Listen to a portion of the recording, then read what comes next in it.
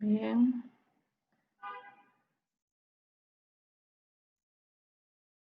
Listo. Teníamos pendiente la segunda sesión de los temas relacionados al laboratorio de hematología, de la especialidad de patología clínica. El segundo tema corresponde a la evaluación de la serie blanca, también conocidos como leucocitos. Para eso recordamos cuál es el origen de estas células que son tan importantes, pues todo tiene su inicio en una célula precursora hematopoyética pluripotencial. Es importante esta característica pluripotencial. Vamos a sacar mi lapicito. Ya que a partir de esta, que vamos a tener, a partir de esta es que vamos a tener una primera línea de diferenciación hacia lo que es colonias esplénicas, de donde vamos a tener la línea mielocítica, que finalmente, cuyas estructuras finales pues van a ser los granulocitos, estructuras de neutrófilos, eosinófilos, basófilos, los monocitos, a partir de esta unidad formadora de colonias granulocito-monocito. La segunda línea de la línea mielocítica tenemos una unidad formadora de colonias megacariocitos, de la cual vamos a tener finalmente las plaquetas. En la otra línea, tenemos la línea mielocítica, pues básicamente tenemos la célula precursora linfoide en sus dos estirpes, linfocitos T y linfocitos B. ¿Cuáles son las funciones principales que van a tener estas estructuras ya maduras, los leucocitos ya maduros? Pues básicamente van a participar como mecanismo de defensa ante agentes extraños. Tenemos que se va a dar, van a participar en la inmunidad al interior de los tejidos, donde a partir de los cuales van a incluso abandonar el sistema circulatorio y van a migrar hacia estos. Tenemos que una capacidad muy importante de fagocitosis es la que comparten los granulocitos y los monocitos, y los linfocitos pues responden a la respuesta inmunitaria específica. No tengo opción de ver el chat, así que si desean realizar alguna consulta, por favor, háblenla. En cuanto a las funciones principales, ya habíamos mencionado, tenemos una de ellas la quimiotaxis. ¿Y qué es la quimiotaxis? Pues es la capacidad que tienen estas células, ya sea mis polimorfos, mis linfos, mis monocitos, mis macrófagos, de responder ante sustancias químicas, a esos factores de señalización y de activación, como las linfoquinas, que son producidas a nivel de tejidos lesionados. Otra función importante y que va a denotar la madurez de la célula es el movimiento, la característica del movimiento ameboideo, que es este desplazamiento a través de prolongaciones denominados pseudópodos. Y finalmente también otra función ya de una célula madura es la diapedesis, que es la capacidad de atravesar los vasos sanguíneos. En cuanto a la fagocitosis, pues ustedes recordarán que es un mecanismo que tiene diferentes pasos, que se inicia desde el reconocimiento y la captura del microorganismo de esta estructura extraña detectada por mi leucocito. Se va a formar un fagosoma, como vemos acá, por ejemplo, cómo internaliza a través de uno de los pseudópodos, internaliza el microorganismo principalmente, se forma el fagosoma, y dentro de este fagosoma pues se van a vertir diferentes sustancias químicas que van a contribuir a la destrucción del microorganismo. La clasificación con la que podemos realizar la denominación de los leucocitos pues va a depender de sus características, ya sea en gránulos citoplasmáticos o el número de núcleos. En este caso, los que presentan gránulos, denominados granulocitos, generalmente tienen la característica también de que son polinucleares, polimorfonucleares. Acá tenemos a los neutrófilos, eosinófilos y basófilos. Por el otro lado, aquellos donde el citoplasma carece de gránulos, como pueden ser los monocitos y los linfocitos, podemos denominarlos dentro del grupo de agranulocitos. Y generalmente, pues esos también son mononucleares. Estas son las estructuras convencionales. Acá el linfocito vemos que es mononuclear y tiene un citoplasma limpio. Tenemos el granulocito con diferente contenido granular en el citoplasma y tenemos diferente también número de un número incrementado en los núcleos, una segmentación. En cuanto a los valores de referencia en los adultos, la literatura menciona que el valor de referencia para el total de glóbulos blancos que vamos a encontrar en un paciente adulto va de 5.000 a 10.000. Para esto, dentro de estos 10.000 leucocitos, pues vamos a encontrar también diferente proporción de acuerdo a alguno de los tipos que ya hemos mencionado. Tenemos que principalmente el predominio está encabezado por los segmentados, los neutrófilos segmentados que pueden alcanzar hasta un 65%. Posteriormente, seguido por los linfocitos hasta en un 35%, y el resto de células, ya sean eosinófilos, basófilos, monocitos, en menor proporción. Recordemos este valor de neutrófilos abastonados. En cuanto a la línea de granulocitos, teníamos la primera célula, la unidad formadora de colonias granulocito-monocito, donde a partir de la interleuquina 3 y los factores estimulantes de colonias, granulocito-monocito, granulocito, vamos a tener una primera diferenciación, el mieloblasto. ¿Quién está escribiendo?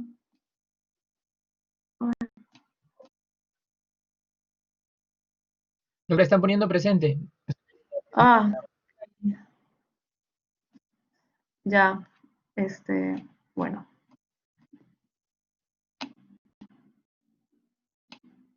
Ok.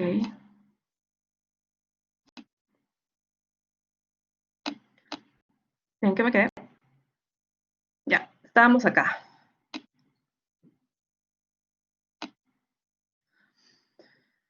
Una primera línea de diferenciación, después de que actúan los factores estimulantes de colonias, tenemos al mieloblasto, que es la estructura más inmadura dentro de esta línea de diferenciación.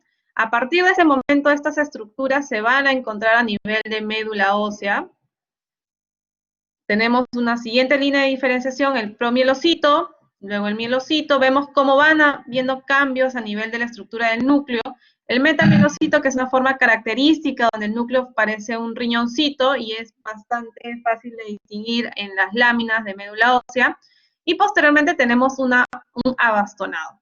Ya en sangre periférica, los que van a predominar son las estructuras maduras como los neutrófilos.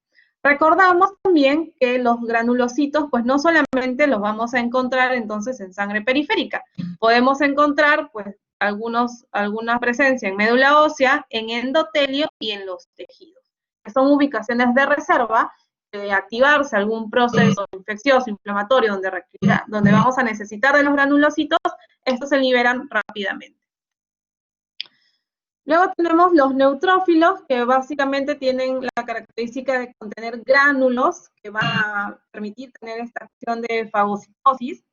Tenemos diferentes gránulos, por ejemplo, de mieloperoxidasa, de superóxido, algunas lisosimas, y básicamente el contenido de estos gránulos son los que van a participar como una respuesta endógena a través de los pirógenos con una respuesta en el paciente caracterizada por la presencia de fiebre. Luego tenemos eosinófilos, donde también contienen gránulos que, por ejemplo, van a tener catepsina, fosfatasa ácida. En el caso de los basófilos, contienen heparina, histamina. Y esta es la forma característica, ¿no? Tiene un color rosadito, medio salmón, gránulos gruesos, y en el caso del basófilo, pues son gránulos gruesos, bastante azurófilos, que también resaltan y que incluso pueden llegar a generar una sombra que nos impide ver con claridad las características del núcleo. En el caso de los linfocitos, como referencia, tenemos que el tamaño son de los más pequeñitos dentro de esta serie blanca, entre 6 a 8 micras, pudiendo llegar a alcanzar hasta 20. Vamos a tener algunos casos de los linfocitos atípicos que pueden tener este tamaño tan incrementado. Generalmente el núcleo es redondeado, tiene un citoplasma escaso y esta granulación azurófila muy finita. Y básicamente van a participar en la regulación de la función inmune. Habíamos mencionado dos subpoblaciones, los linfocitos T y los linfocitos B, Dentro de esta línea, pues la célula terminal de maduración va a ser el plasmocito. En el caso de los monocitos, son fáciles de reconocer también en los frotíceos periféricos, porque vemos que tiene esta forma con un citoplasma ameboideo, de una cromatina laxa, tiene una granulación finita en el citoplasma. Dependiendo del estadio de maduración, la cantidad de gránulos, vacuolas, pues van a modificarse. Por ejemplo, es característica la presencia de vacuolas. Básicamente, una de sus funciones principales es fagocitar los restos celulares y partículas. También participa en la respuesta inmunitaria no específica, siendo los histocitos, tejidos, y macrófagos los últimos estadios evolutivos. En este caso también los monocitos van a participar como algunas funciones asociadas. Por ejemplo, pueden ayudar como proteínas de transporte, debido a que pueden contener transferrina, transcobalamina, a través de algunos agentes inflamatorios que habíamos mencionado, pueden ser lisocimas, pirógenos endógenos, como la interleuquina 1, contienen algunos activadores tisulares, incluso pueden participar y apoyar en el almacenamiento de hierro y vitamina B12. Este es un frotis con diferentes presentaciones características de la serie blanca. Podemos encontrar un sinfín de formas, simplemente teniendo claro cuáles son las características generales de cada una de esas estructuras, es que las vamos a poder denominar y clasificar. Habíamos mencionado, los segmentados tienen la característica de este núcleo, ¿no?, que incluso puede tener estas prolongaciones, o ya bien fraccionados, separados, o todavía mantienen unidos por una cromatina laxa. Tenemos encallado, que podemos encontrar diferentes formas en C, en V, en S, pueden formar su nombre, y que básicamente la característica es que aún no se ha roto ni se ha fragmentado el núcleo. O sea, está en camino a ser un segmentado. Luego tenemos los linfocitos, que tienen este núcleo redondeado, citoplasma escaso. Habíamos hablado de los linfocitos atípicos, vemos que pueden llegar a tener un tamaño bastante grande, podría darnos confusión con un monocito. Sin embargo, tenemos que evaluar cómo está el resto de la serie en la lámina. En el caso de los monocitos, vemos que tienen vacuolas en su interior, esa es la diferencia, y la forma del núcleo es bastante irregular, y son de un mayor tamaño. En el caso de los eosinófilos, tenemos estos gránulos color salmón característico, que no se presenta en ninguna otra de las series, y en el caso de los basófilos también estos gránulos azul intenso, gruesos, que me impiden incluso visualizar las características del núcleo. En cuanto a las diferentes alteraciones y patologías que vamos a encontrar en esta serie, pues podemos tener alteraciones cuantitativas, es decir, cuando encuentro mucha cantidad o cuando encuentro poca cantidad. ¿Y esto a qué se puede ver? Pues puede verse principalmente a la liberación desde los depósitos de la médula ósea, es decir, siguen de estructuras muy jóvenes o están saliendo de estructuras aberrantes, anormales.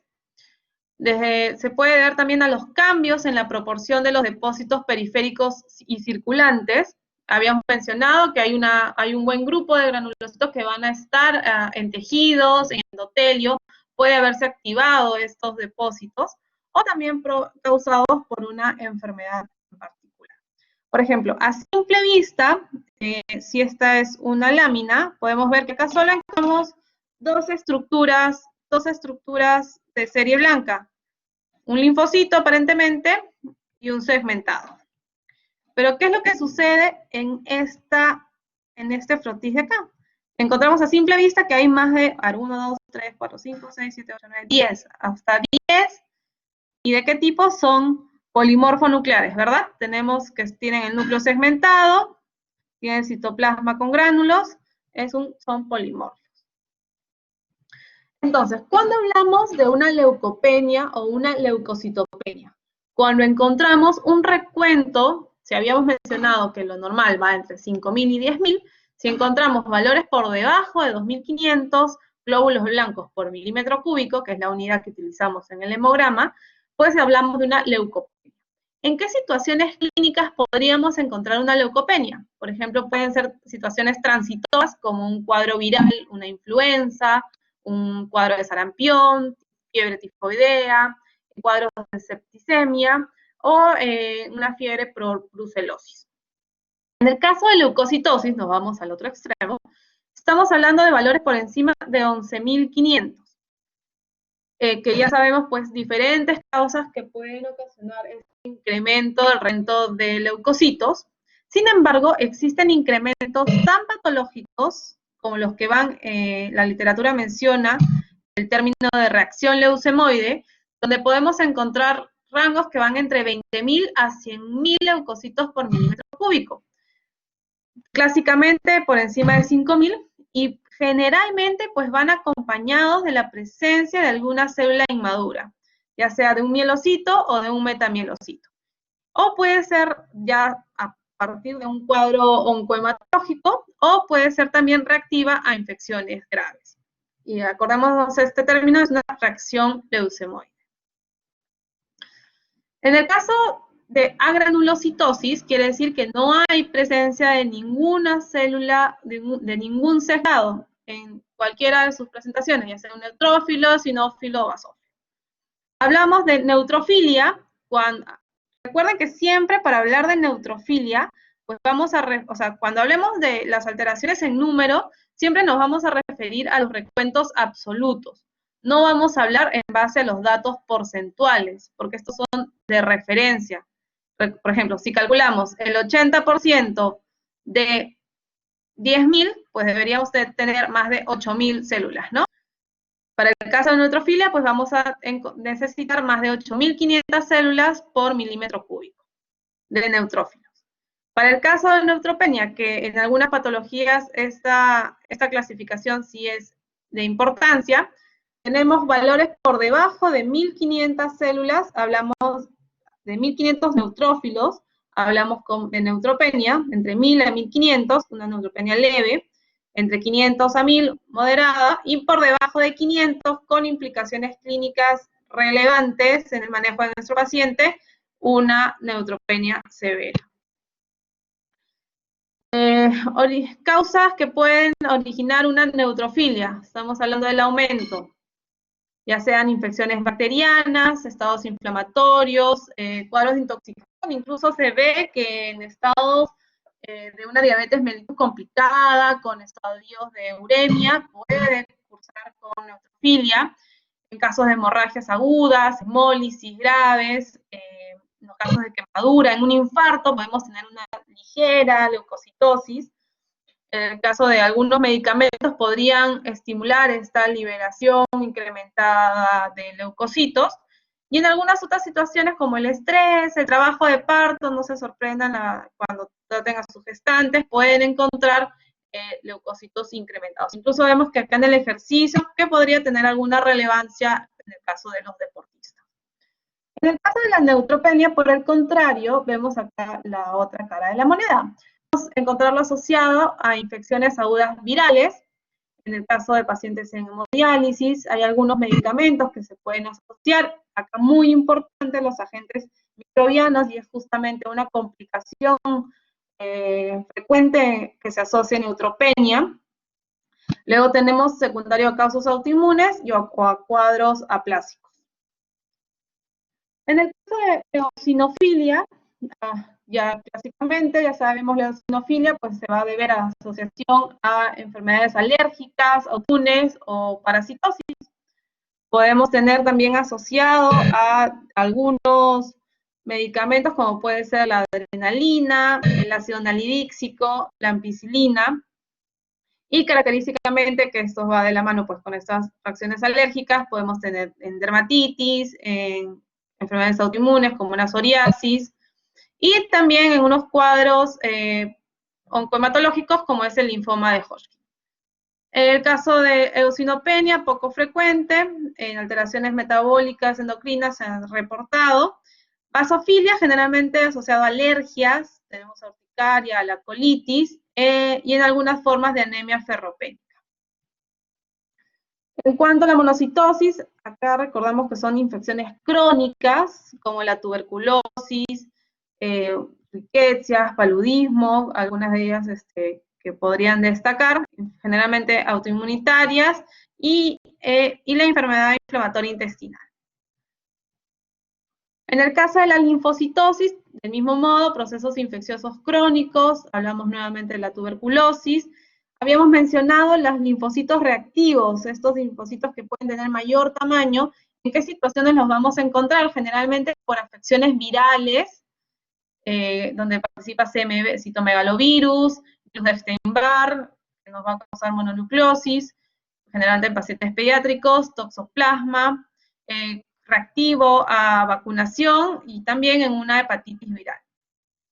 Caso contrario, una linfopenia, generalmente asociada a tratamientos de quimioterapia, ya sea radio también o por globulina antilinfocítica.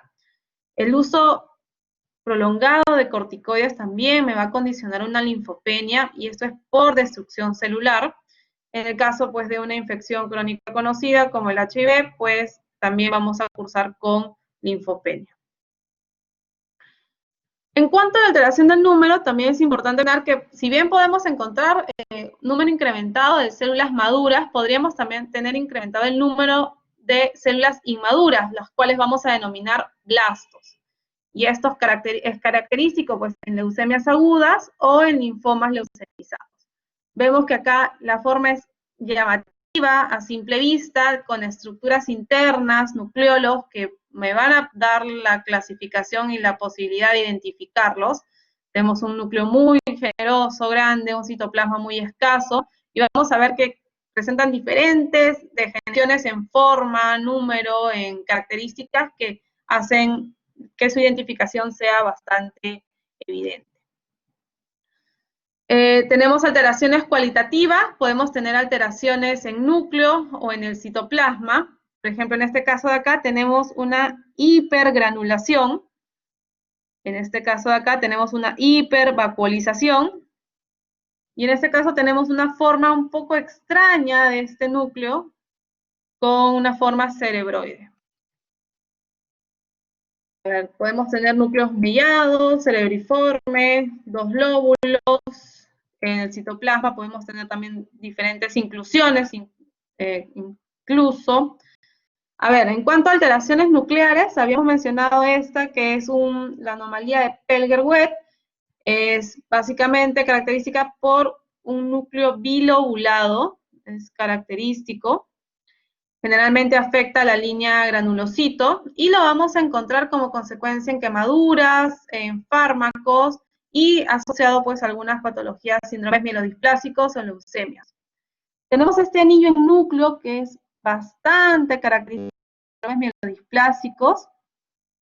Este acá, que es un núcleo hipersegmentado, es característico patognomónico de una anemia megaloblástica. Toda anemia megaloblástica va acompañada de segmentados con núcleo hipersegmentado. Luego tenemos otra alteración, núcleo con prolongaciones en palillo de tambor asociado a trisomías. Luego tenemos una hipogranulación, por ejemplo, acá tenemos célula.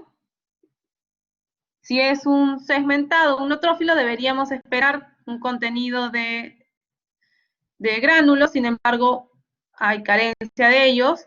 Por el contrario, tenemos una hipergranulación, esto se va a deber al depósito de mucopolisacáridos y esta alteración se va a denominar la granulación de Alder-Rayleigh.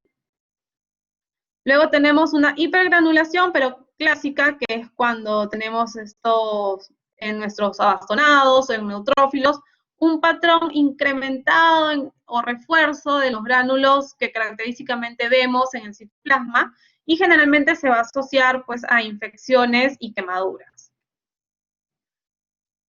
Algunas alteraciones en el citoplasma, tenemos los bases de Auer, esta inclusión, que es como una agujita, como una astilla de color violáceo en el citoplasma, va a acompañar a las leucemias mieloides. En el caso de las leucemias promielocíticas, tenemos este característico patrón de inclusiones como astillitas en el citoplasma. Luego tenemos las LE. Las células LE son otra alteración de una serie blanca, que básicamente va a corresponder a un polimorfo nuclear, que por su característica de fagocitar, ha incluido material que ha reconocido como extraño a propósito de estos anti-DNA, de estos anticuerpos presentes en la enfermedad de lupus eritematoso. Va a incluir este material nuclear y va a formar vacuolas a nivel periférico. Por ejemplo, vemos acá el contenido fagocitado, tenemos cómo desplaza el núcleo hacia la periferia, y es clásico, es un procedimiento bastante manual que todavía se sigue solicitando en el laboratorio, pero que ya cada vez menos, porque existen otros marcadores séricos que nos ayudan también. Sin embargo, todavía sirve para complementar el diagnóstico en un lupus eritematoso. En cuanto a la fórmula leucocitaria, habíamos mencionado, tenemos nuestros valores de referencia, van entre 5.000 y 10.000. Esto va a representar el 100%. Habíamos mencionado los neutrófilos que pueden llegar hasta 65%, es decir, se traduce este valor porcentual en la fórmula absoluta, y en base a esta fórmula de recuentos absolutos es que yo voy a hablar ya sea de neutrofilia, neutropenia, eosinofilia, linfopenia, linfocitosis. No me hablen de esas situaciones solo en base al recuento porcentual. ¿Cómo se realiza este recuento diferencial en el laboratorio?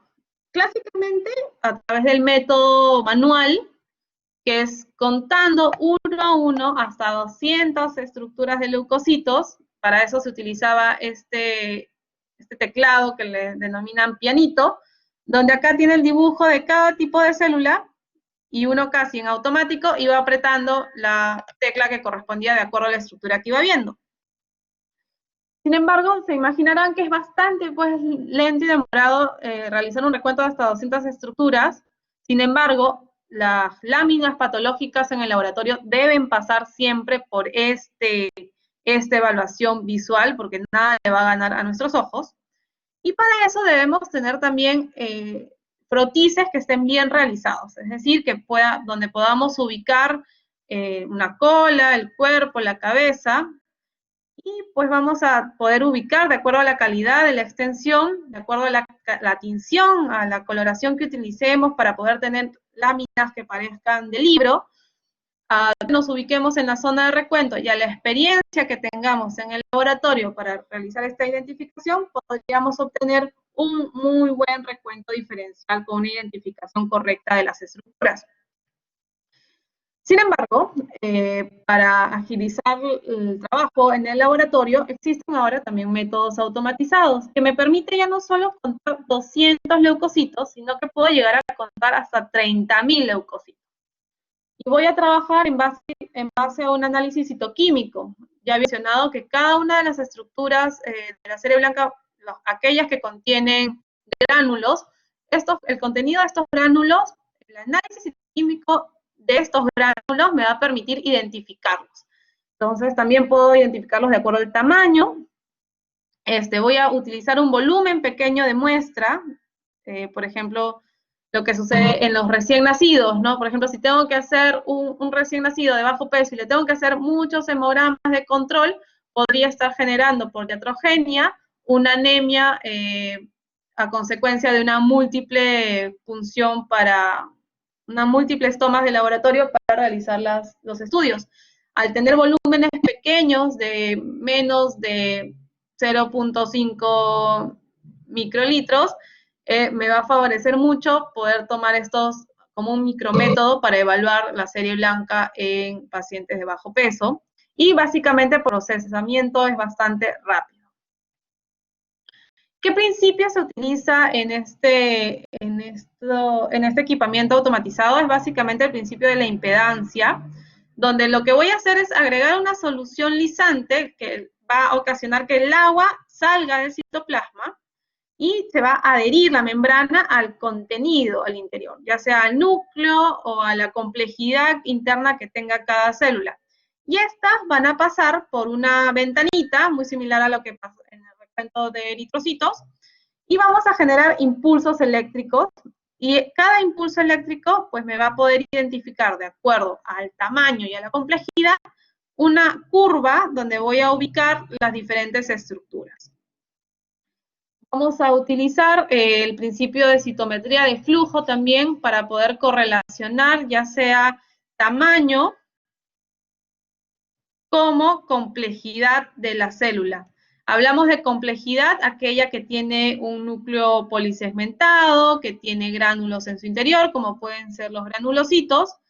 Hablamos de una estructura menos compleja, por ejemplo, un monocito donde no tiene mayor contenido en citoplasma, y del linfocito, que va a estar en esta esquinita, porque son de menor tamaño y también menor complejidad, que solo es mononuclear y no tenemos contenido en citoplasma.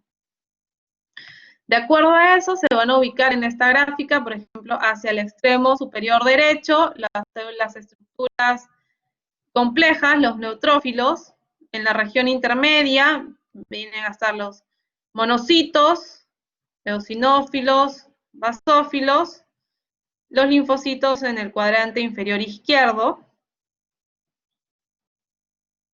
Cuando hablamos de desviación izquierda, y ya habíamos mencionado que el rango esperado de células abastonadas puede ser hasta 5%, entonces cuando encontremos una diferencia por encima, al momento de traducirlo en el valor absoluto, vamos a hablar de una desviación izquierda. Generalmente a consecuencia de cuadros infecciosos, de cuadros sépticos, y la característica es este núcleo en bastón, que tiene bordes paralelos, algunos ligeramente estrechados, y pueden tener diferentes formas. Hablamos de granulaciones tóxicas, donde las granulaciones son de mayor tamaño a las esperadas en un citoplasma de los leucocitos, que son granulaciones azurófilas, generalmente constituidas por RNA. ¿Y qué nos indica entonces? Que hay un alto recambio celular. Y esto sucede en casos como infecciones graves o sepsis. En cuanto a la presencia de vacuolas, tenemos que también se va a asociar a infecciones bacterianas severas, pero particularmente en niños. Vemos que, por ejemplo, acá tenemos las inclusiones de las vacuolas, algunas ya pueden haber tenido contenido, me pueden haber generado algún rezago por efecto de las lisosimas. Los linfocitos atípicos que mencionábamos, podemos tener este sinfín de formas, bastante ameboideo, con un citoplasma muy abundante, característico este reborde azurófilo, el núcleo excéntrico, puede tener uno o más nucleolos, y generalmente se denominan también linfocitos reactivos. ¿Qué otras patologías leucocitarias podemos encontrar? Habíamos mencionado las leucemias, tenemos que es un amplio grupo de enfermedades neoplásicas, donde lo que va a suceder es que va a haber una proliferación clonal de uno de los progenitores a nivel de médula ósea. Y el nivel de diferenciación va a ser variable y, y puede afectar tanto a línea mieloide como a línea linfoide. ¿Con qué clínica va a llegar nuestro paciente a la consulta? Básicamente, generalmente viene con pérdida de peso, puede reportar fiebre, infecciones recurrentes, podemos encontrar la presencia de linfadenopatías, incluso de órganos hemocateréticos, tenemos sudores nocturnos, puede haber sangrado fácil, acá ya vemos que se pueden ir afectando diferentes líneas de las estructuras presentes a nivel sanguíneo, cansancio, pérdida de apetito, debilidad muscular, dolor articular.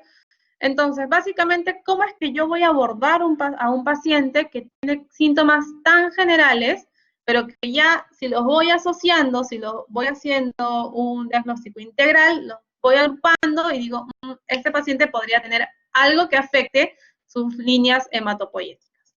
Entonces, ¿qué es lo que voy a está suponiendo que existe una hematopoiesis anormal. Posiblemente este paciente, ¿por qué está tan cansado? De apetito, de repente cursa con anemia, ¿ok? ¿Por qué tiene infecciones recurrentes? De repente serie blanca no está en su máximo trabajo. ¿Por qué hay sangrado fácil y moretones? De repente ya estoy afectando también serie plaquetaria. Entonces, ¿cómo evalúo una hematopoiesis normal? Pues básicamente tengo que pedir un hemograma. Entonces me va a interesar evaluar tanto serie blanca como serie roja y serie plaquetaria. ¿Cómo evalúo la presencia de una infección? Pues también me va a ayudar el hemograma para justamente evaluar si es que toda esta clínica se va a un proceso infeccioso o más bien a una complicación porque mi sistema inmunitario no está funcionando correctamente. Evalúo la hemorragia, si es que ya ha habido pérdidas, cómo se ha afectado la serie roja, cómo está mi recuento plaquetario. Evalúo la presencia de anemia y básicamente si es que encuentro ya estructuras patológicas en un hemograma, porque esto se va a contar con un frotis de sangre periférico, y voy a encontrar lo que no quiero encontrar, que son blastos, estructuras inmaduras. Lo que debo proceder a hacer es identificar con marcadores de superficie y complementar con citogenética. Estos dos estudios me van a ayudar a permitir y definir tratamiento e incluso pronóstico. Para eso, ya hace un muy buen tiempo, en el 2002, se propuso la aplicación de cytometría de flujo para el seguimiento de las leucemias agudas. ¿Qué es lo que se utiliza? Utilizamos marcadores de superficie, marcadores de membrana, receptores de membrana. Por ejemplo, para línea B, línea linfoide B, utilizamos el CD19, el CD22, CD10. Para serie linfoide T, utilizamos el CD7, el CD3, CD2. Tenemos para la serie mieloide, e incluso podemos ampliar. Entonces, ¿qué me permite esto? Es no solamente saber y decir, sí, tengo incrementado, tengo blastos de origen, tengo linfoblastos, pero no sé bien qué serie será. ¿Por qué? Porque poder diferenciar si es un linfoma, una leucemia de origen T, de origen B, me va a poder permitir identificar qué tratamiento voy a dar y también qué evolución podría esperar yo en mi paciente.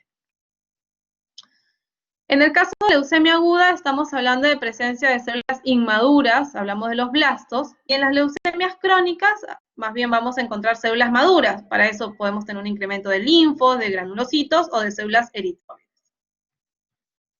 En el caso de una célula linfoide, tenemos que puede ser de tamaño pequeño a intermedio, tiene las características del original, de un linfocito, un escaso citoplasma. Vamos a encontrar en este caso cromatina densa, nucleolo, la presencia de nucleolo, y son Auer negativo. En el caso de una leucemia linfoide aguda, estamos hablando que esta LLA, conocida así por sus siglas, representa el 80% de las leucemias agudas. Representa a su vez el cáncer más frecuente de presentación en población pediátrica. Se tiene una asociación directa y con pacientes con síndrome de Down que puede llegar a afectar entre 1 a 2%. Su prevalencia es de 4 casos por cada 100.000 pacientes. La edad de presentación frente es entre 3 y 7 años, y tenemos un ligero incremento en población masculina. Entonces recordemos, la LLA es mucho más frecuente en niños. Luego tenemos la LLC, la leucemia linfoide crónica, que por el contrario va a afectar a pacientes de edad avanzada, generalmente cursa silente, asintomática, y de repente como hallazgo le hacen un control al paciente adulto mayor y encontramos una leucocitosis intensa. Generalmente es de buen pronóstico, y un cuadro típico especial es la tricoleucemia o denominada leucemia de células peludas, que es justamente la imagen que presentamos acá, ¿no? Algunas que tienen prolongaciones. Estos son las diferentes líneas de evolución que podemos encontrar en el caso de los mieloblastos. Tenemos el mieloblasto, luego el promielocito, y acá en cualquiera de las tres celdas, ya sea en neutrófilos, eosinófilos o basófilos, tenemos los mismos estadios: mielocito, metamielocito, el banda y el estadio final, como segmentado. En el caso de las neoplasias mieloides, la otra línea, la otra estirpe, tenemos unas leucemias mieloides agudas, donde vamos a encontrar células inmaduras. Tenemos desórdenes mieloproliferativos crónicos, donde encontramos células maduras bien diferenciadas, y los síndromes mielodisplásicos, que tienen pues una maduración anómala. En el caso de la célula mieloide, esta es de gran tamaño, tiene un citoplasma regular. Acá vamos a encontrar Auer positivo hasta un 50%, tenemos un nucleolo prominente, una cromatina laxa y fina. Vemos que las formas son aberrantes y llaman la atención rápidamente en un frotis. Al toque uno saca cuenta que este núcleo es patológico, que está incluso girado sobre su propio eje, como un manto. Tenemos acá los nucleolos. Sí, acá. Los núcleos fragmentados, estructuras muy grandes. Son bastante característicos y llamativos a la evaluación del frotis. Clásicamente, las leucemias mieloides agudas han sido clasificadas por la OMS en 8 diferentes subtipos. Tenemos desde una M1 a una M7, que vamos a tener una sin diferenciación, una promielocítica, mielomonocítica, eritroleucemia, megacariolástica, y cada una de ellas tiene una diferenciación pero fenotípica, es decir, me voy a basar en lo que veo en una lámina periférica. Sin embargo, esto ha sido reemplazado por la citometría de flujo y por los marcadores de membrana que habíamos mencionado, que vamos a trabajar en base inmunofenotipo.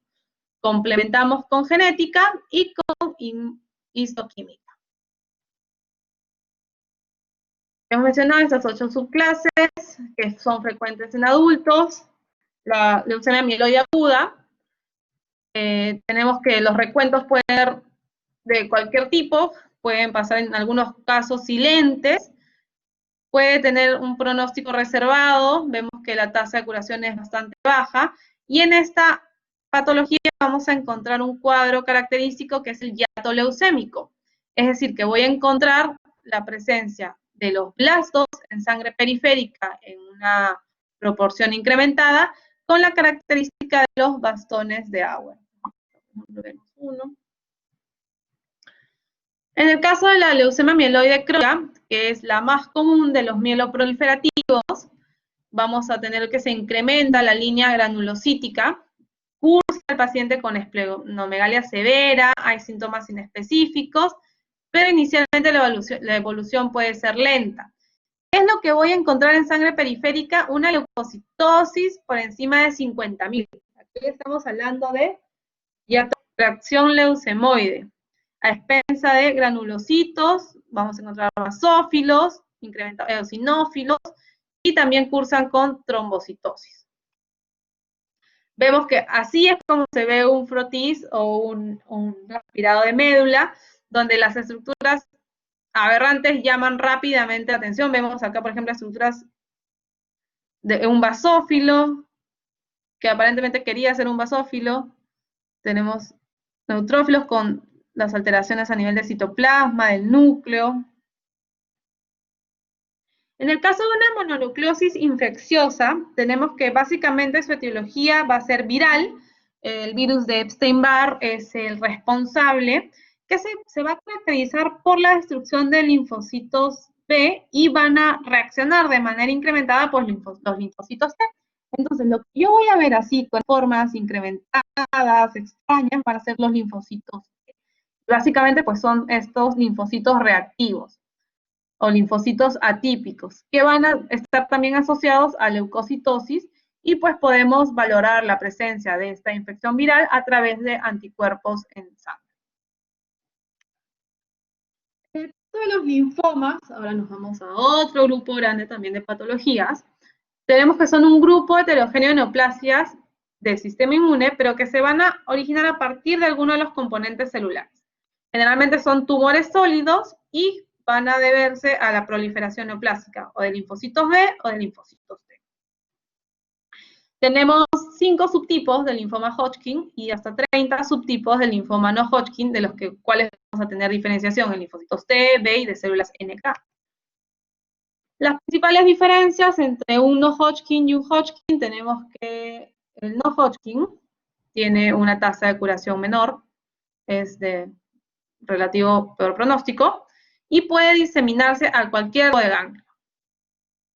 90% se asocian a células B, y en el caso del linfoma Hodgkin, del libro, tenemos que en las biopsias de ganglios, de lesiones del sistema de adenopatías, vamos a encontrar estas estructuras de red Stenberg, que son como unos buitos, que son la célula característica. Tienen diseminación a ganglios adyacentes y tienen un mejor pronóstico con una tasa de curación hasta el 80%. En el caso de las células plasmáticas, que ya habíamos mencionado que de la línea B son las estructuras de las últimas líneas, la última línea de diferenciación, tenemos que se originan a partir de una expansión clonal de células plasmáticas. ¿Y qué es lo que va a ocasionar que hayan tantas células plasmáticas? Pues van a producir una inmunoglobulina monoclonal, que vamos a denominar componente M o paraproteína. Esto es característico pues de un cuadro de mieloma múltiple. El mieloma múltiple, vamos a tener que, ya hemos mencionado, va a representar el 10%.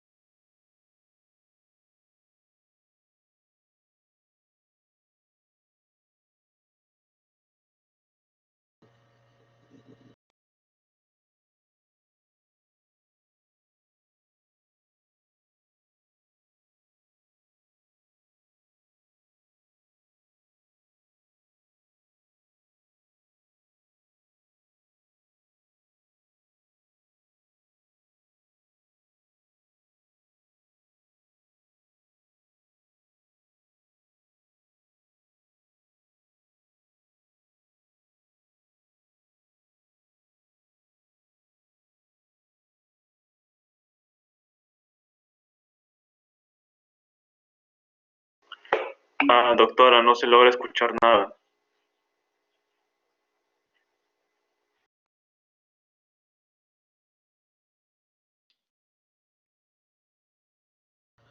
Doctora, doctora, no se escucha nada.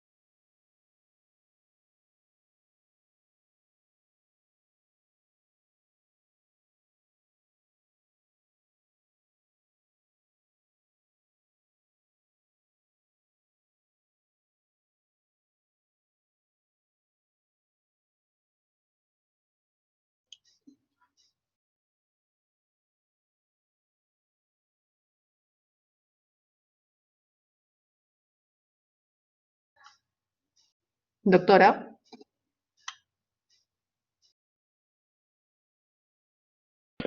Creo que ella tampoco nos escucha.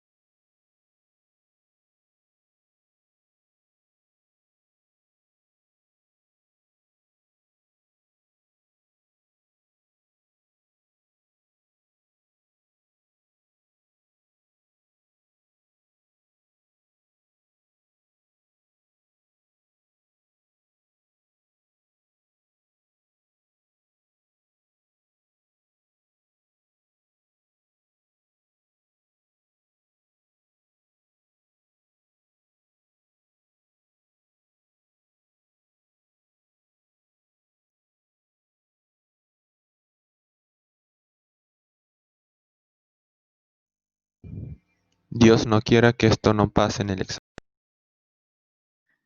Oh, por Dios, ¿qué pasó? ¿En qué parte me quedé? Me quedé hablando sola.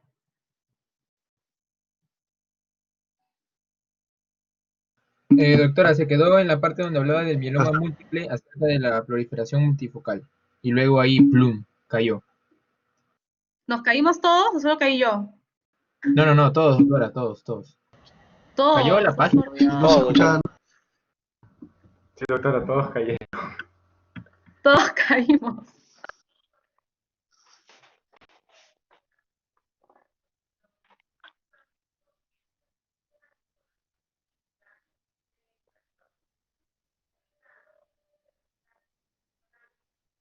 De nuevo se fue, ¿no? La doctora.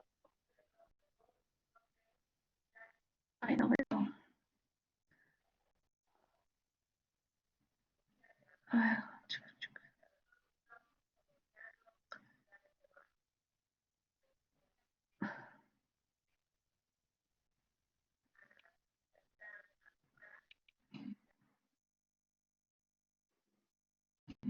Ya. Por Dios. Ah. Sí, pues es hora punta. ¿Qué hora es? 4:30. Todos los alumnos de la Richie están usando la plataforma. Ya, esperemos que se conecten más niños, ¿ya? ¿Cuántos llegamos a hacer? Creo que llegamos a hacer 100. ¿Algo más?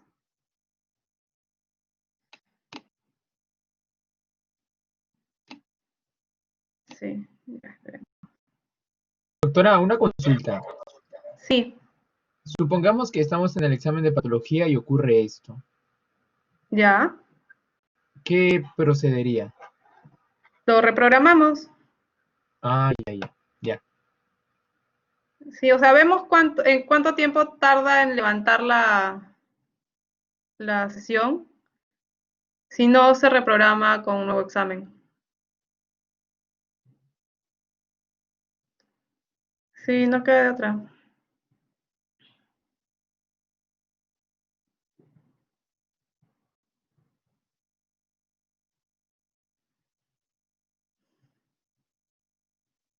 A ver.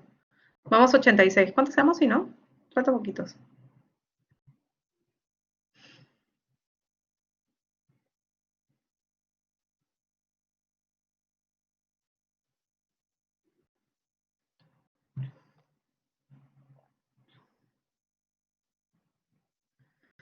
Ah, por Dios. Bueno, ¿cuántos más van? 86, ya.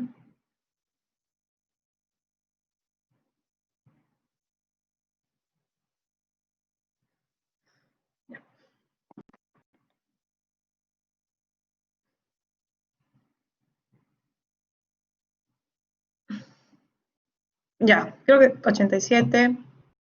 Van dos más.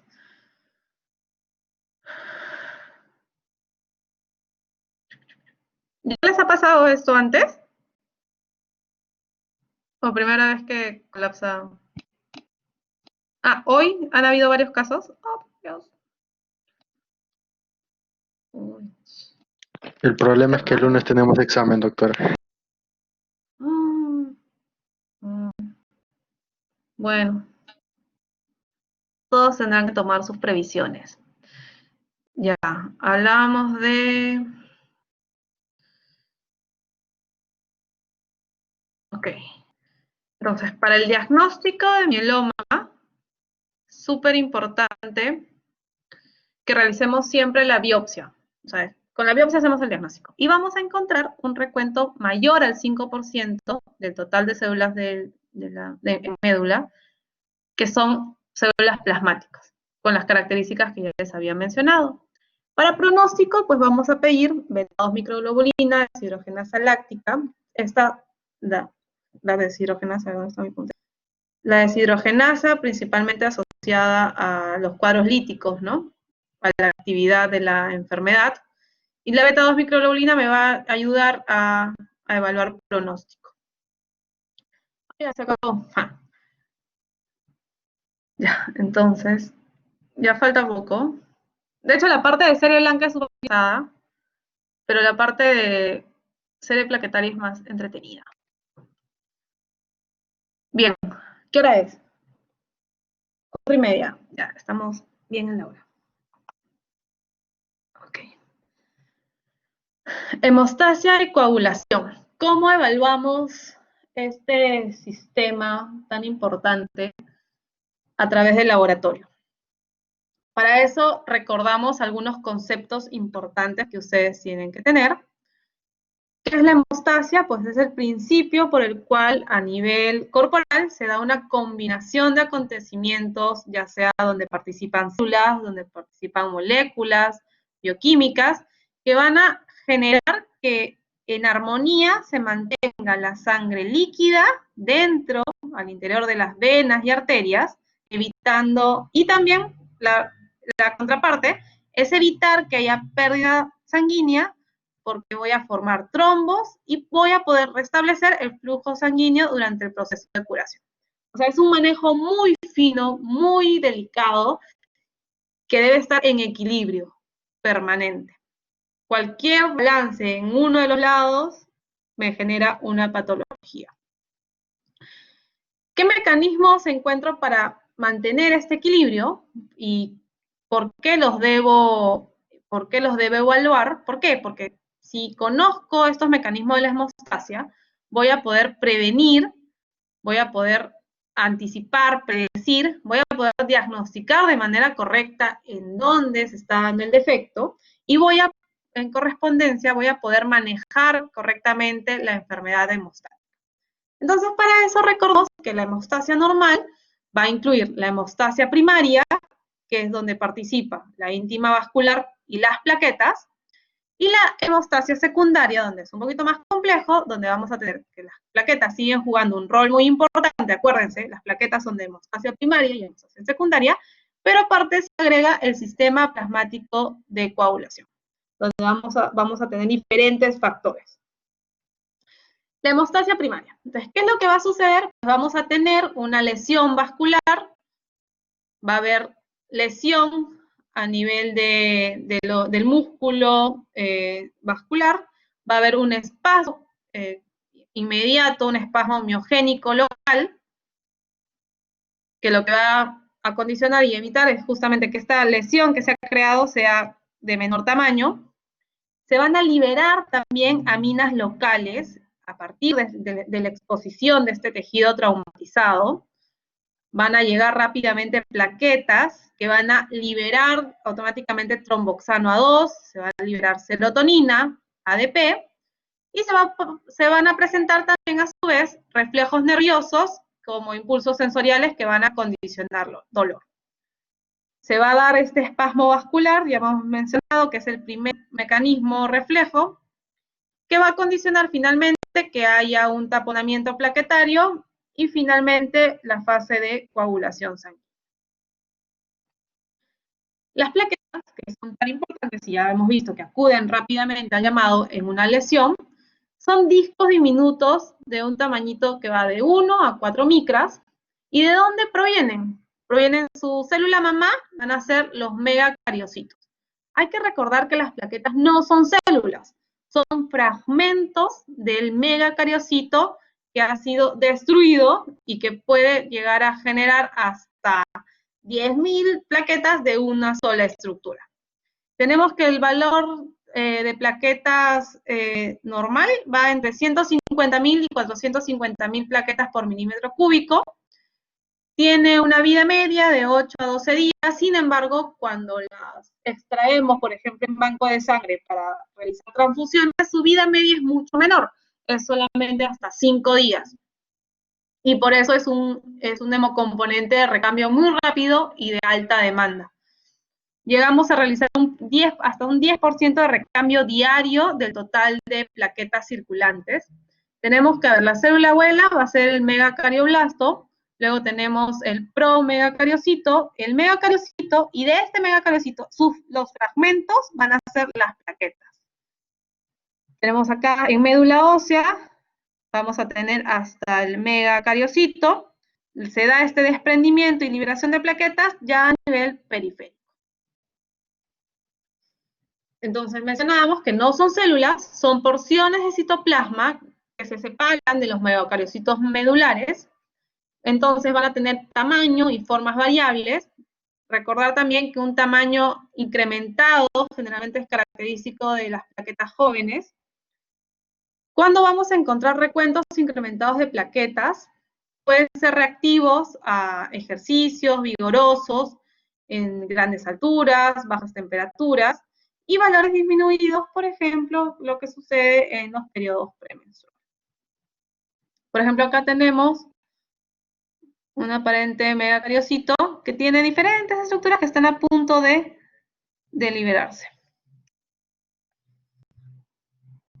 Las plaquetas van a tener a su vez también receptores en la superficie y tienen estos factores procoagulantes, muy importantes de tromboxano A2, y contienen gránulos también, gránulos alfa y gránulos densos. ¿Qué van a contener estos gránulos alfa y gránulos densos? Los más importantes tenemos estos de acá, delta o cuerpos densos, que van a liberar ADP, que va a activar a las plaquetas vecinas, le va a pasar la voz a sus amigas plaquetas. Vamos a tener ATP, calcio y serotonina. O sea, estos van a participar de manera directa en la hemostasia primaria, incluso con el efecto vasoconstrictor. Y luego tenemos que ya en la hemostasia secundaria, pues van a participar estos gránulos alfa, donde tenemos otros factores, otras moléculas asociadas al sistema de coagulación, como puede ser el factor 5, el factor 11, el factor von Willebrand, factor de crecimiento derivado de plaquetas. Todos estos suman a principalmente una hemostasia secundaria. Vamos a ver que se reconocen las plaquetas por este contenido que es básicamente procoagulante y vasoconstrictor. Recordamos nuevamente cómo es que participa y cómo es que se activan las plaquetas. Tenemos el vaso en estado normal, donde hay una lesión vascular y se va a exponer el colágeno, se va a dar una vasoconstricción con una respuesta local mediada por serotonina. Ya sabemos a partir de dónde también es que va a aparecer la serotonina, a partir de estas primeras plaquetas que van llegando y se van adhiriendo a la pared del vaso, a las células endoteliales. Vamos a tener que la matriz es donde se va a liberar la serotonina. Vamos a liberar el factor von Willebrand, que hemos mencionado, que se va a unir a la glicoproteína 1B2A de la superficie de las plaquetas. Entonces se van pegando, se van adhiriendo. Luego tenemos que estas plaquetas se tienen que activar, es decir, llegaron en esta forma medio disco, pero vamos a tener una forma diferente, van a comenzar a tener algo de prolongaciones, y lo que va a suceder es que van a comenzar a liberar también diferentes activadores de agregación y coagulantes. Acá se va a agregar el tromboxano A2, también el ADP, y vemos que se va formando un cúmulo de plaquetas. Posteriormente, se va a dar una activación asociada a trombina, y vamos a tener la formación de un trombo de mayor tamaño. Entonces, recordamos las principales fases de la función plaquetaria. Tenemos la función de adhesión, donde se deslizan y se adhieren a superficies no plaquetarias, agregación, donde se pegan entre sí, y la de secreción, que es cuando descargan el contenido de sus gránulos.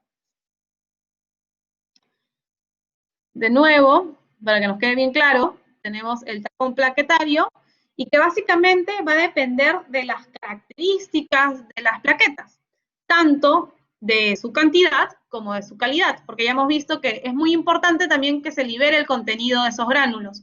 Pero ¿qué pasa si en vez de 150.000 plaquetas, que es lo mínimo que tengo solo 50.000? ¿Cuántas llegarán al rescate como parte de la hemostasia primaria? Muy pocas. Entonces de repente van a ser insuficientes. Pueden tener muchos gránulos muy buenos, pero van a ser insuficientes. Por el contrario, ¿qué pasa si tengo 300.000 plaquetas? Soy en valor normal, pero la calidad de sus gránulos no es la correcta. Van a llegar un montón, pero no van a liberar el contenido tan importante de los gránulos. Entonces es muy importante que las plaquetas estén íntegras, no solamente desde el punto de vista cuantitativo, sino también cualitativo. Entonces, la plaqueta con el colágeno expuesto en la lesión va a activar la plaqueta. Y vemos que esta activación genera esta serie de tipos pseudópodos que le va a permitir, acá tenemos los gránulos, que le va a permitir adherirse a mayor cantidad de plaquetas. Luego tenemos que asociado al factor von Willebrand se da la fase de adhesión. Y asociado al tromboxano 2, mayor activación. Ya en la hemostasia secundaria vemos que hemos llegado ya a la formación de este trombo. A ver, tenemos el vaso lesionado, tenemos la primera aglutinación de plaquetas, vamos a tener un tapón inestable. Este tapón inestable se va a formar entre los 3 a primeros 5 minutos. Sin embargo, acá van a comenzar a participar diferentes actores. Vamos a que se agregan las proteínas sanguíneas. Vamos a tener que es necesario la formación de trombina, la formación de fibrina, que le va a dar algo más de estabilidad a este tapón, que va a demorar entre 5 a 10 minutos. Posteriormente, se va a dar una fase de retracción de coágulo, es decir, se va a consolidar el tapón y podemos tener este periodo que va entre 20 minutos a 1 hora. Entonces, después de este periodo vamos a tener dos caminos. O bien se da una organización fibrosa con un tapón estable, se va a formar una costrica estable, o si es que no se mantiene, si es que tengo defecto en la producción de trombina, en la fibrina, o de repente no mantengo la activación o el número de plaquetas suficiente para mantener estable este tapón, se puede dar la adición del coágulo o fibrinolisis. Para eso habíamos mencionado que es importante la presencia de la trombina, que me va a ayudar a mantener la presencia de fibras de fibrina. Acá va a participar el fibrinógeno. Tenemos que como activador de esta cascada, como activador de protrombina, va a participar también el calcio. Se origina todo en la protrombina. Entonces vemos que acá ya tenemos una prueba de laboratorio muy importante, ¿no? Yo necesito saber cuánto y cómo está mi protrombina para estimar cómo es que se va a dar esta estabilidad de tapón, esta fase de hemostasia secundaria. Tengo el fibrinógeno, tengo la trombina. Entonces, la protrombina corresponde al factor 2, el fibrinógeno corresponde al factor 1. Acá ya comenzamos a hablar, tenemos que hacer un poco de mnemotecnia para recordar algunas denominaciones asociadas a su número como factor. Tenemos que el fibrinógeno podemos dosarlo y encontrarlo entre 400 a 700 miligramos de decilitro. Es producido a nivel hepático, entonces ya sabemos, también vamos deduciendo que cualquier patología que va a lesionar la integridad de la función hepática, pues va a afectar la cantidad de fibrinógeno disponible a la producción de este, y que básicamente va a ayudarme, va a participar para la formación de monómeros de fibrinógeno y fibrina. Luego tenemos la trombina, que la vamos a dosar también en el laboratorio, que lo encontramos en 15 miligramos de decilitro, también producido a nivel hepático, y este dato es importante, es vitamina K dependiente. Habíamos mencionado que la retracción de coágulos se da hasta dentro de la primera hora, y es muy importante la presencia de fibrinógeno y de factores de coagulación, como el factor estabilizador de fibrina. Tenemos esta amplia lista de factores de coagulación, el fibrinógeno, la protrombina, el factor tisular, el calcio, el factor lábil, factor estable, estos que son fáciles de recordar, el factor 8 asociado a la hemofilia A, el factor 9 asociado a la hemofilia B. Tenemos la tromboplastina, el factor de Heimann, el factor estabilizante de fibrina, factor 13, y el 14 proteína C. La vía intrínseca, recordar, luego vamos a hacer una mnemotecnia, recordar que inicia en el factor 12, necesitamos diferentes cofactores, vamos a tener que acá participar la trombina de manera activa, el calcio. En el 10 vamos a tener que se va a dar una unión, es una vía común, tenemos el factor 5, y finalmente va a condicionar la presencia de trombina, que le va a dar la estabilidad al tapón. En el caso de la vía extrínseca, vemos que esta inicia a nivel, esta es la vía común, la vía 10, pero inicia a nivel del factor 7, el factor tisular, que es el que se va a exponer y va a activarlo. Tenemos que participa también el calcio, tenemos que también participa el activador de protrombina, y finalmente trombina, que va a actuar como una cascada. pruebas de coagulación voy a poder solicitar al laboratorio, que me van a servir para evaluar toda esta hemostasia primaria o secundaria? Voy a poder dosar el tiempo de protrombina, que va entre 12 a 15 segundos, y me permite correlacionar la concentración versus el tiempo de la protrombina que reportamos en el laboratorio. A su vez, el dato muy importante que me permite establecer dietas terapéuticas es el valor del INR, va entre 0.8 y 1.2. Recordamos como valor de corte, si es que hay más de 4, pues generalmente hay riesgo de hemorragia. Hay que valorar si es que mi paciente toma tratamiento de warfarina porque lo va a afectar directamente. Y me va a permitir evaluar pues la vía extrínseca, básicamente por la presencia de factores 12 y 10. No, 7 y 10. En el caso del...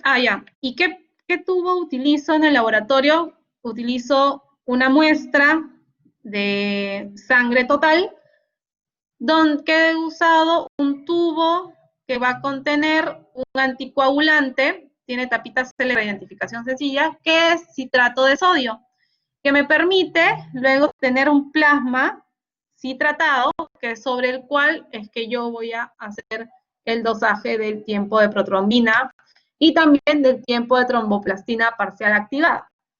Me va a permitir esta prueba medir los efectos de la heparina no fraccionada. Ya me habías mencionado, el TP me va a ayudar para los pacientes, se va a afectar en los pacientes que toman warfarina, y el TTP lo voy a utilizar en los pacientes que son tratados con heparina no fraccionada. Si lo encontramos prolongado, por lo menos podríamos sospechar que ya hay algún factor deficiente, ya sea el factor de la vía intrínseca, acá ya estamos en vía intrínseca, puede ser el 12, el 11, el 10, el 9, el 8, el 5, o por consumo de fibrinógeno, ya sabemos la producción del fibrinógeno dónde se da. Y los valores de referencia son entre 25 y 35. La trombina es otro parámetro que me va a ayudar, va entre 15 a 20 segundos, va a depender también de la presencia del fibrinógeno. Si lo encuentro prolongado, ya tendríamos que estar sospechando de alguna patología que afecte esta producción, y también me va a servir para el control del tratamiento con heparina. ¿Qué enfermedades asociadas a la hemostasia encontramos con frecuencia? Acá vamos a mencionar algunas frecuentes. Las hepatopatías. Ya habíamos mencionado que diferentes cofactores o metabolitos que participan en esta cascada de coagulación se forman en el hígado, diferentes factores de coagulación. Entonces, si es que tengo un paciente con una disfunción a nivel hepático, podríamos tener deprimidos considerablemente algunos de estos factores con riesgo de hemorragia. Principalmente aquellos que son de vitamina K dependientes, es decir, la vitamina K, como sabemos por sus características que es liposoluble, va a depender de la digestión y la absorción de las grasas. Si es que tenemos esta vitamina K no presente, pues vamos a afectar el factor 2, 7, 9 y 10. En este caso también la protrombina y también la proteína C. Por ejemplo, si tengo un paciente con enfermedad hepática, ¿qué es lo que yo puedo esperar? Si le doso protrombina, podría encontrarlo prolongado, incluso en enfermedad hepática leve, pero sobre todo por deficiencia del factor 7. En el caso de recuento de plaquetas, podría encontrar una trombocitopenia leve, incluso por debajo de 150. En el caso del dosaje de fibrinógeno, si es que lo encuentro por valores encima de 400, todavía estoy en una enfermedad temprana leve, pero si encuentro ya valores muy deprimidos por debajo de 200, ya voy a considerar eso como una difibrinogénemia y este factor de coagulación pues se va a ver afectado y va a determinar una patología en la hemostasia que podría condicionar sangrados en nuestro paciente. En el caso de las hemofilias, ya habíamos mencionado algunos factores que incluso se asocian directamente. En el caso de la hemofilia A, el factor 8, la hemofilia B, el factor 9 y la hemofilia C, el factor 11. Todos estos vemos que son factores de vía intrínseca, entonces ya sabemos con qué prueba de laboratorio vamos.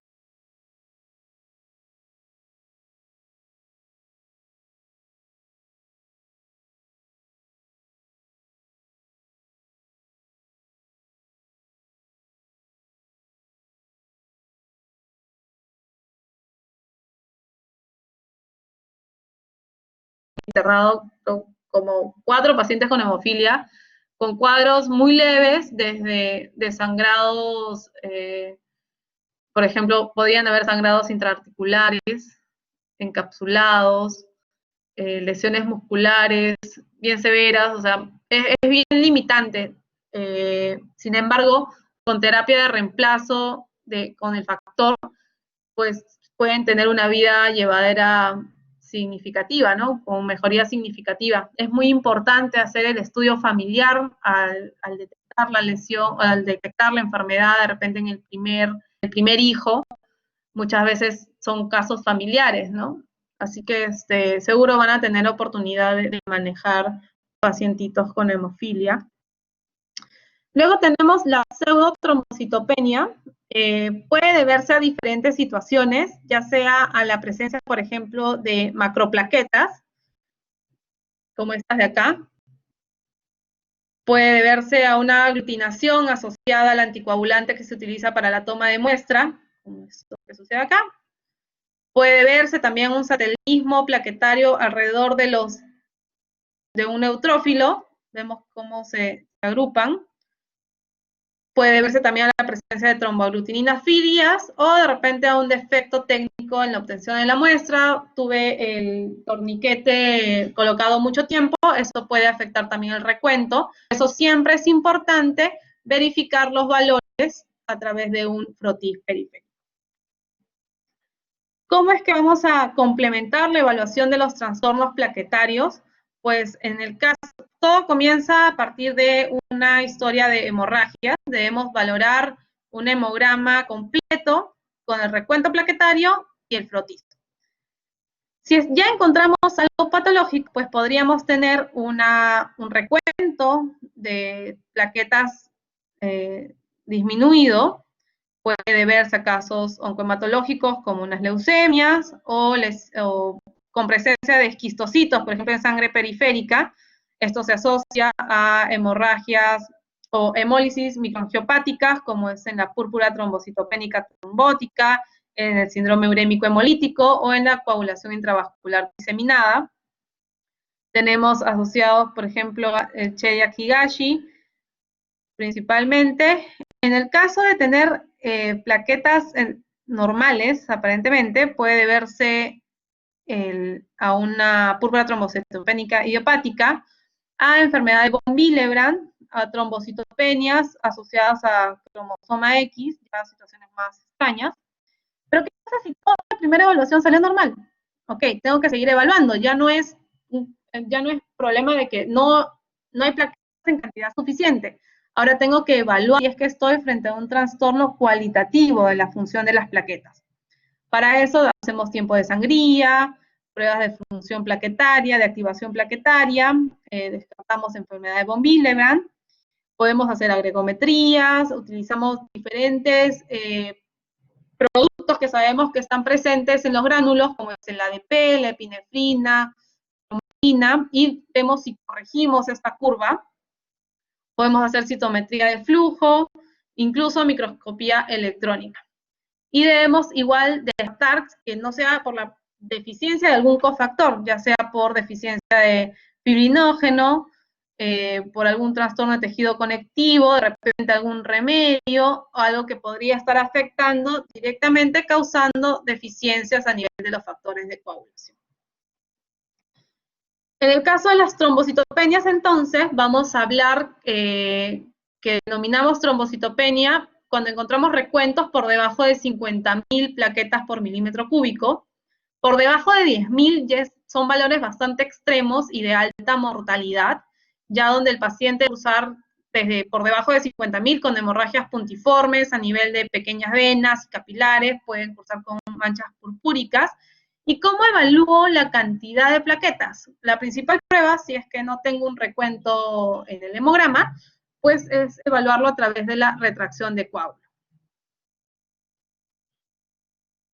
Una trombocitopenia central es aquella cuyo origen es a nivel de médula ósea, es decir, de repente la fábrica está mal y tengo una aplasia medular, por eso no produzco megacariocitos, no produzco plaquetas, ya sea por una infiltración medular, por una neoplasia, por infección medular asociada a HIV, donde hay supresión de la producción de megacariocitos, por algunas infecciones, por ejemplo, habíamos mencionado el CMV, el citomegalovirus, el Epstein-Barr, micoplasmas, malarias, o ya sea también por fármacos o radioterapia.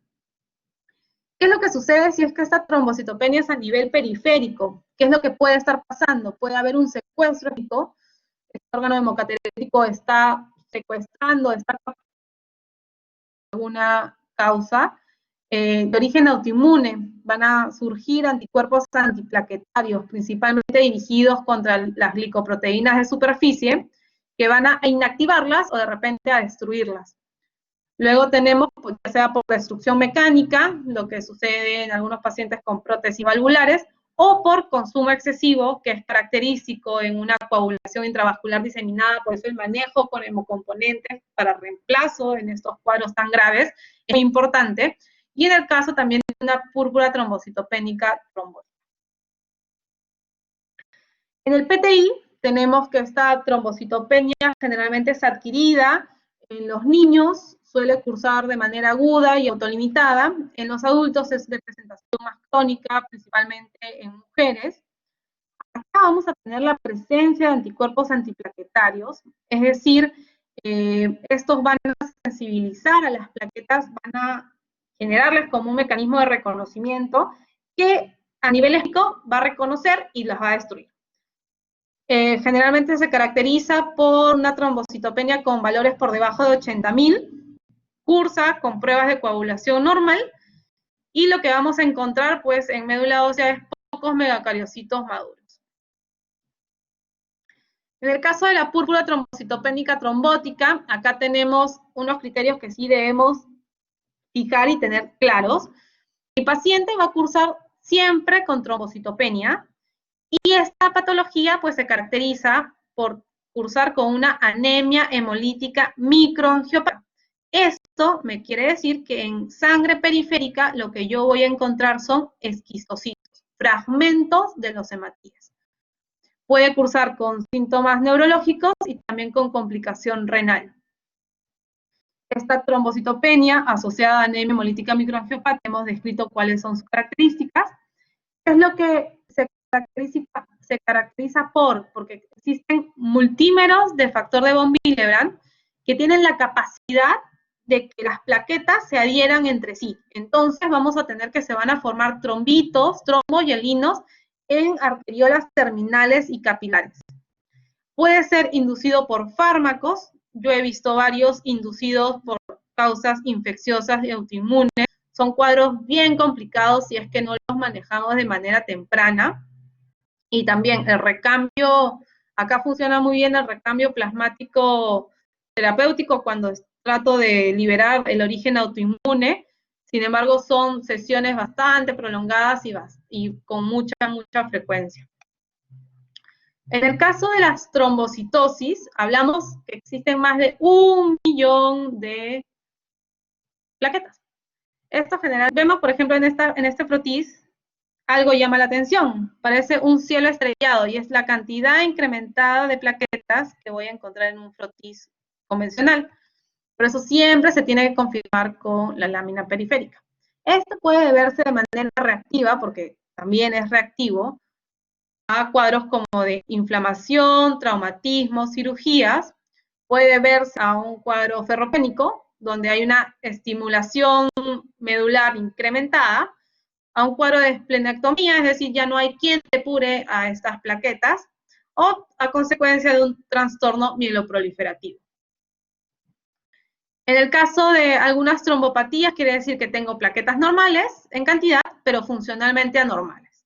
Entonces, ¿qué puede estar pasando?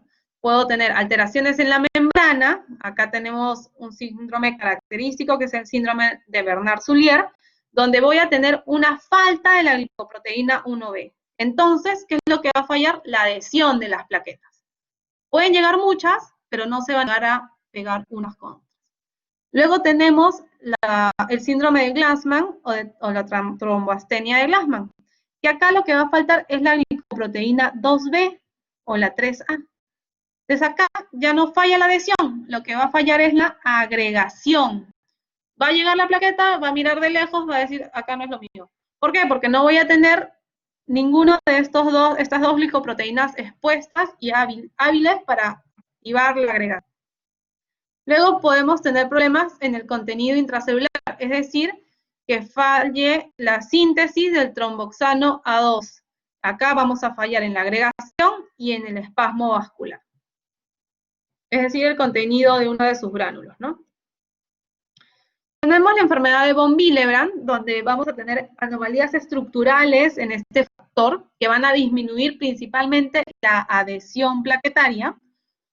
Puede causar deficiencia del factor 13 secundaria, y la más frecuente es tipo 1A. Entonces, ¿qué pruebas de laboratorio voy a hacer para este tipo 1A de enfermedad de von Willebrand?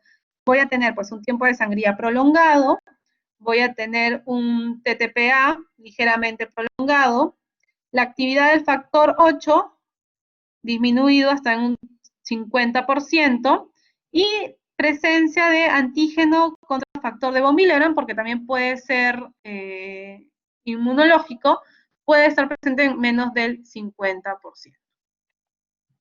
Bien, entonces para memorizar la cascada de coagulación, a mí me sirvió mucho cuando conocí esta ayuda a memoria. Me la contó un amigo que justo se estaba preparando para los exámenes de Estados Unidos, para los, ¿cómo se llaman? ¿Los boards? No, no son los boards, son los... Bueno, para esos exámenes de Estados Unidos para hacer la residencia, y comienza así. Existen algunas reglas. Vamos a jugar factores de coagulación desde el 12 hasta el 1, pero no vamos a jugar con el 3, el 4 y el 6. Recordamos que el 5 y el 8 son cofactores. El factor estrella, ¿cuál será? El 10, como Messi.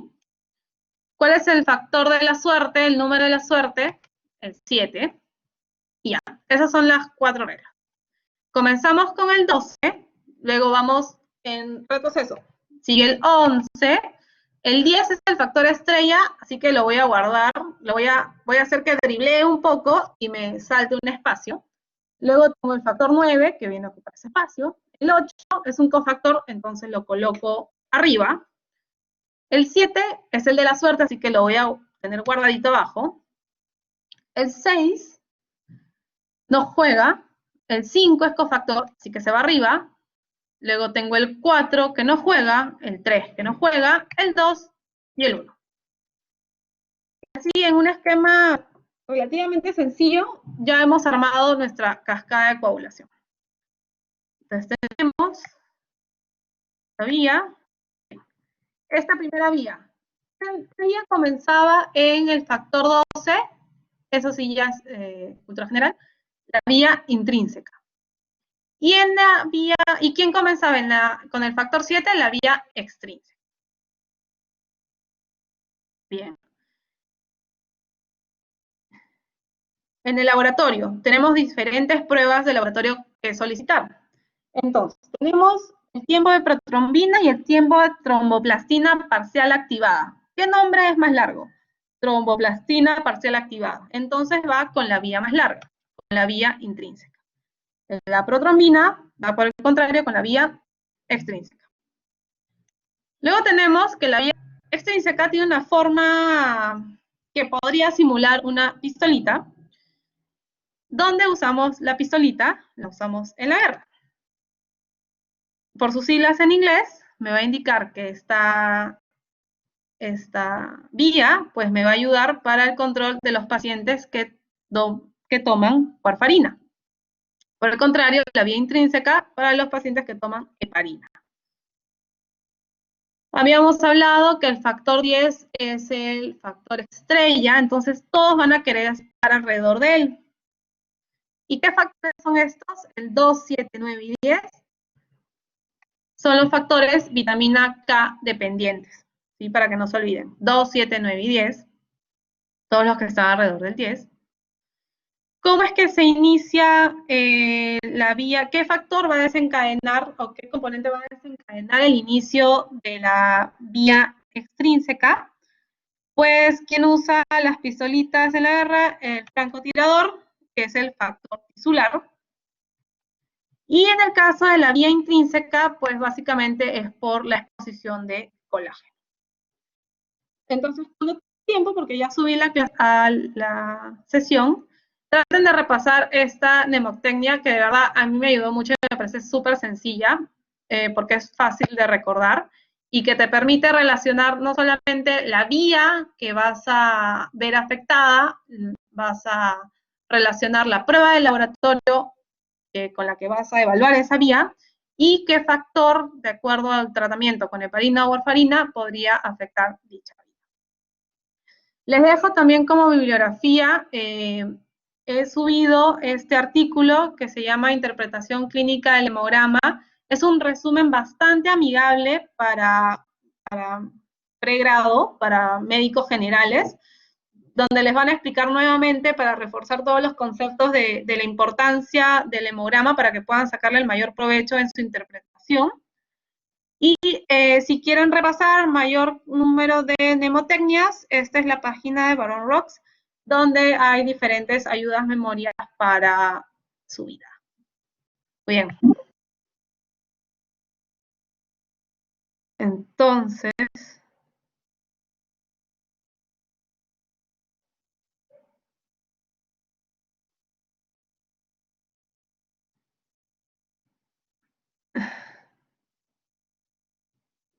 bien.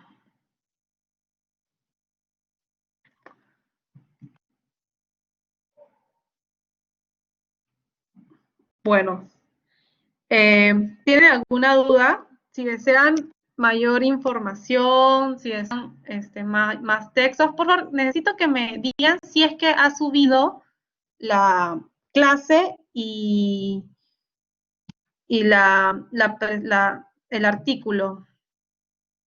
¿Sí están? Ya, buenísimo. Bien, 5 y 7. Me he quedado sin voz. Tenemos grupos y algunos tienen también grupos ya de laboratorio de seminario, así que chicos, por favor estudien. La próxima semana, no sé si la próxima o la siguiente, viene el examen. Los temas, los míos son bastante sencillos, como se habrán dado cuenta. Ilan. ¿Cómo era el recuento de, o sea, en la parte de la serie blanca, cómo era para comparar si estaba dentro del rango normal o estaba sobrepasándolo y era como leucocitosis?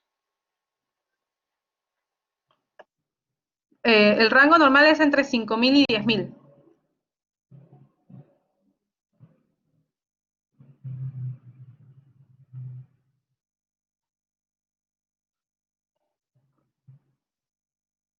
No, desviación derecha no. Es que la desviación derecha vendría a ser una deficiencia en el número. O sea, vendría a ser una leucopenia, una linfopenia.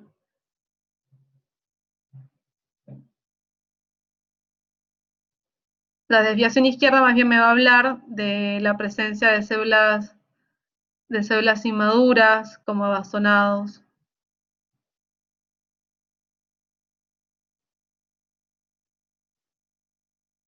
Bueno, y les decía, ya la próxima semana sería el examen. De verdad, al menos mis temas están bien sencillos. La parte de examen completo de orina es como para lo recuerden para el resto de sus vidas. Y la parte, y estos temas también, o sea, lo que es serie roja, serie blanca y plaquetas, es algo que van a usar en su día a día, en su práctica clínica. Así que, nada, no se preocupen que no se les va a tomar cosas así de rebuscadísimas como si fueran patólogos clínicos, ¿no? Lo que a mí me interesa es que tengan conceptos claros para que cuando reciban a su médico, a su paciente, cuando estén en el SERUMS, puedan identificar claramente en qué patología podría estar presentando su paciente. Bueno, niños, 5 y 9, nos vamos. Gracias, cuídense.